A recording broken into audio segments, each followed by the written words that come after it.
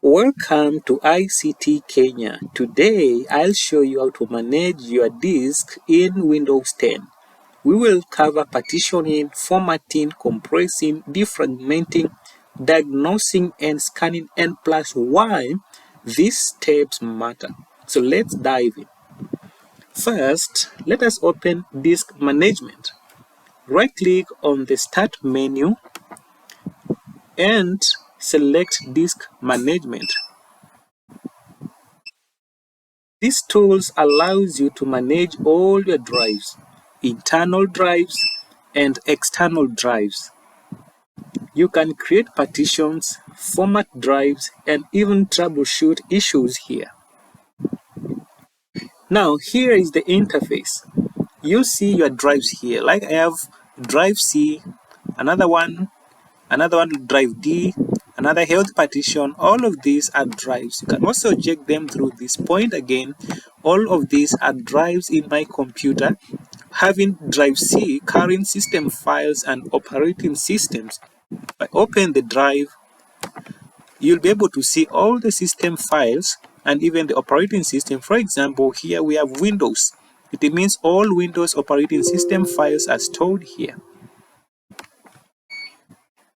Partitioning is about dividing your drive into smaller sections. Why do this? It's great for organizing files or even installing other operating systems. So how do we do it? Right-click on the drive and choose Shrink Volume. We are going to partition drive D here. Let me show you how drive D is by going to this PC. My drive D is made up of approximately 60 GB. I'm going to partition it into two. So let me show you how. Right-click drive D and then select Shrink Volume. Then I'll be required to enter amount. The new volume, I want it to be 30 GB. Therefore, this is size in MBs. We know that 1000 MBs approximately make up 1 GB. That's why I've chosen 30,000 MBs. Then shrink. After shrinking, I'm having 29.30 GB unallocated. Therefore, to make it functional, right-click it again and go to New Simple Volume and follow the wizard. By clicking Next, assign it a letter. You can assign it any letter of your choice. I choose E. Then next, new file system. You can choose between file system. We have FAT32 and NTFS. FAT32 means File Allocation Table, and NTFS is New Technology File System. NTFS is good for large storage devices like hard disk and SSDs. Therefore, my computer uses SSD, and therefore I'm going to choose FAT32. If I was partitioning a flash disk, then FAT32 wanna be better. Then after this, you can give it a new name. Like I have created this so that I may back up my data here. So that's why I've called it backup storage. Then after that, now you can click Next and Finish, and automatically a new disk will be created. You can see this folder is empty. Going back here, you'll find that D has got 30 GB and E has got about 30 GB. So that's how you partition a disk. Now, let's talk about formatting. Formatting prepares a drive for storage by setting up a file system like NTFS, as we have discussed previously.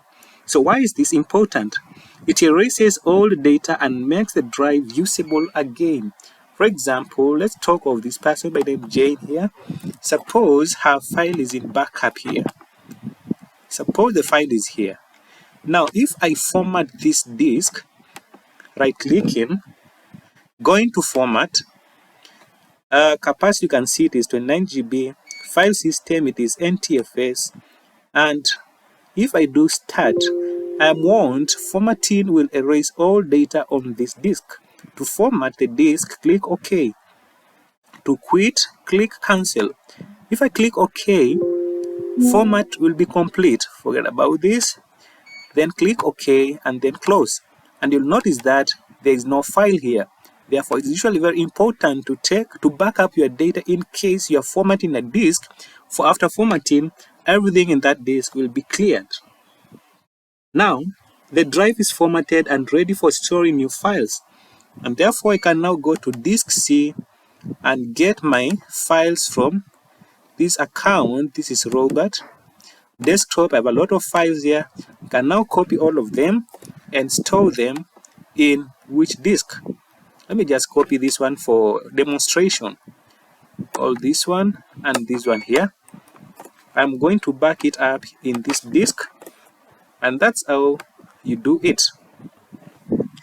Next, let us talk about compression. Why compress? If your drive is almost full, compression can help save space by reducing file sizes.